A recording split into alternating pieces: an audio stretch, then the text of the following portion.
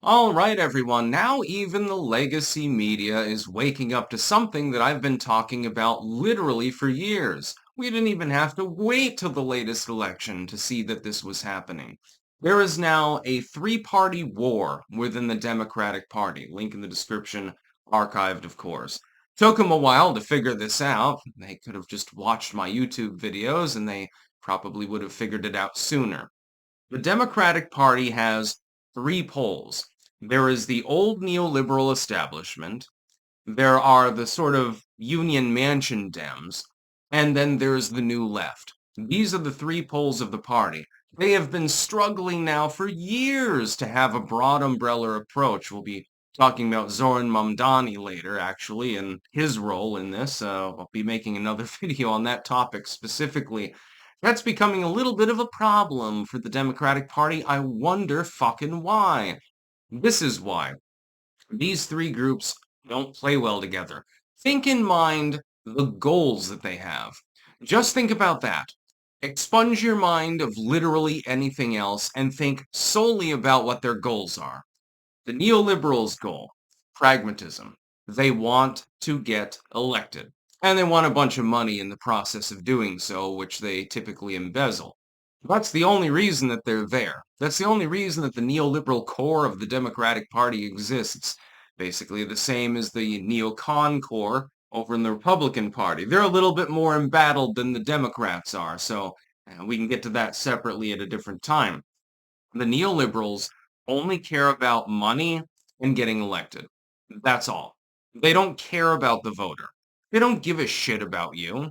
They don't give a shit about any of us. They don't give, if I vote Democrat, they don't care about me. The neoliberal Democrats, especially at the federal level, have basically forsaken the working class, bringing us to the second group of people, the working class Dems, which largely abandoned the party under Trump in all of his runs, although there was one that might have been stolen, but we'll get past that for now.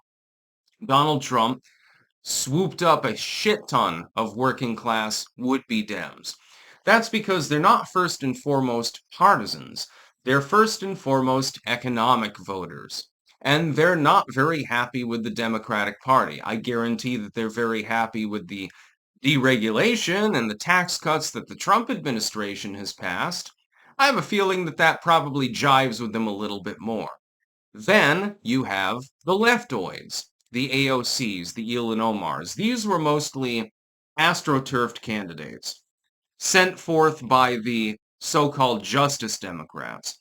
They were fielded by them, they were funded by them, they raised a shit ton of money, and they picked off very far-left districts in which the neoliberal, who is going to get reelected over and over again regardless because they're the Democratic candidate, became vulnerable because the left could outleft them. It was quite simple. It doesn't take a genius to figure out what happened. This is canonical, by the way. This actually did occur. And so they picked them off one by one. And they prevented them from returning to office. The Democrat was automatically guaranteed to win. And so a bunch of leftoids entered the party. The neoliberals specifically are very, very upset about this because the far left doesn't go very well with people on the Union Dem, the worker Dems side of the party. And so the Democratic Civil War now has become a threefold war. It's become bad enough that even the legacy media is saying, hey, I don't think this is going to go over so well. No shit, Sherlock. No, it's not going over so well. That's what led to the last election results. It's probably what's going to stop you from winning in the midterms, by the way. The Republicans right now are a hot mess. Admittedly, Trump is trying to hold the party together. He's trying to force them to form ranks. He is only being partially successful in this endeavor. Normally, under any other circumstances, I'd say, oh, the Republicans are going to get fucking wiped out in the midterms. They're toast. But when I see what's happening with the Democratic Party, where not only have the neoliberals not managed to quash the far left and or the sort of Manchin, Fetterman, like workers side, not only have they failed at that, they've failed in a spectacular fashion. I say, well, the Democrats might actually be the new Republicans. they might actually manage to snatch defeat from the jaws of victory. Normally, I associate this behavior with the GOP. But when I look at the GOP, I say, okay, narrow majority, admittedly, but MAGA is generally holding it together. Generally speaking, things are going fine. You're getting your bills through. You do have that narrow majority, but JD Vance is in to save the day in the Senate, and you seem to have Speaker Johnson generally on board with what you're doing. I don't agree with all of the precepts of what you are doing, but at the very least, you're doing something. At the very least, you're trying. With the Democrats, it's more like they're acting like Republicans would have acted 20 years ago, which is like, oh my God, we've been given a mandate because the Trump administration, again, and the Republicans in general do have problems. We've been given a mandate by voters to do something. Let's do absolutely nothing because we can't get our broad umbrella party on board with the same issues.